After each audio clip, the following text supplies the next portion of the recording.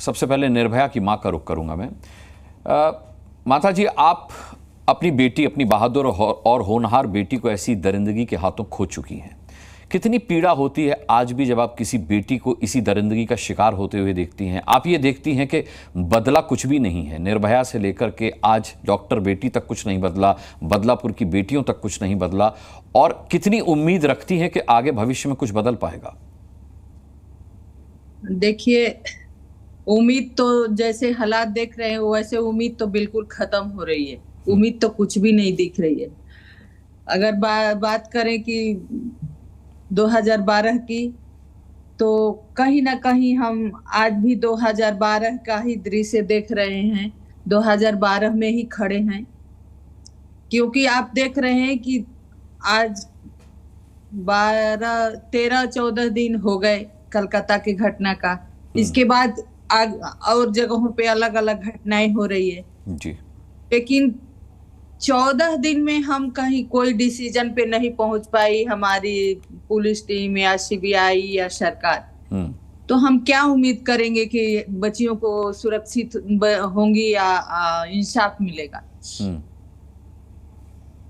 बदलने की बात अगर पूछ रहे हैं तो हमें नहीं लगता है कि 2012 से 2024 में हालात कुछ भी बदले हैं, क्योंकि घटनाएं बढ़ती गई जी।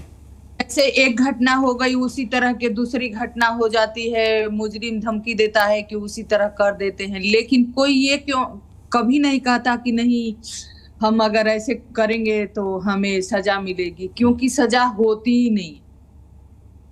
अब तो हालात तो हो गए हैं कि कोर्ट तक केस पहुंचना ही बहुत मुश्किल हो गया।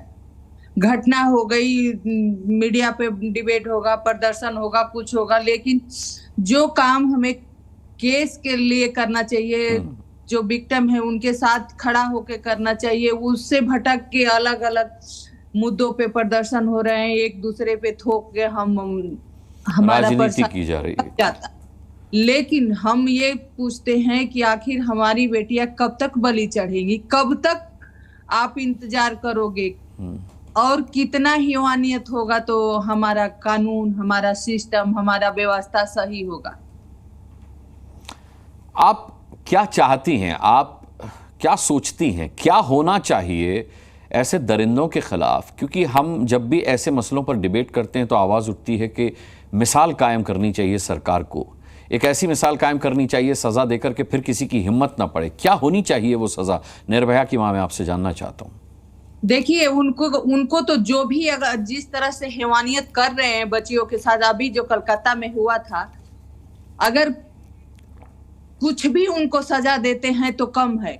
लेकिन हमारा कहना है कि हमारे कानून में फांसी का प्रावधान है, तो ऐसे लोगों को जल्द से जल्द फांसी देना चाहिए। और हम तो ये कहते हैं कि जिस तरह से हैवानियत करके वो सबूत मिटाते हैं, अपने को बेकसूर साबित करते हैं, पब्लिक के हवाले उनको करके पब्लिक के सामने उनको फांसी देना चाहिए। क्योंकि बच्चियों का तो चेहरा दिखा दिया जाता है कि नहीं, बच्ची नहीं है दुनिया में, चेहरा, लेकिन मुजरिमों का सर ढक के, मुंह ढक के ले जाया जाता है। क्यों उनका मुंह ढका जाता है? उनको समाज में उजागर करिए, दिखाइए कि ये हैवान है, ऐसे हैवानियत किया है, कि कभी भी उसको मौका भी मिले बाहर आने का तो उसको शर्म से वो मर जाए कि नहीं, हमने क्या किया है। अब सजा की बात होती है तो सजा तो तब मिलेगी ना जब केस साफ सुथरी केस कोर्ट में पहुंचेगी।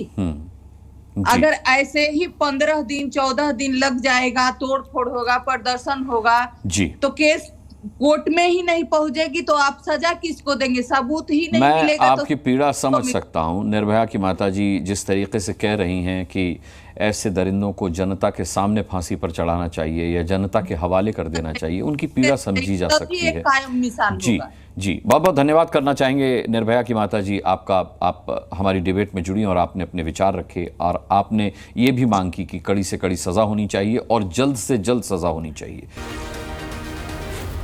Zee News।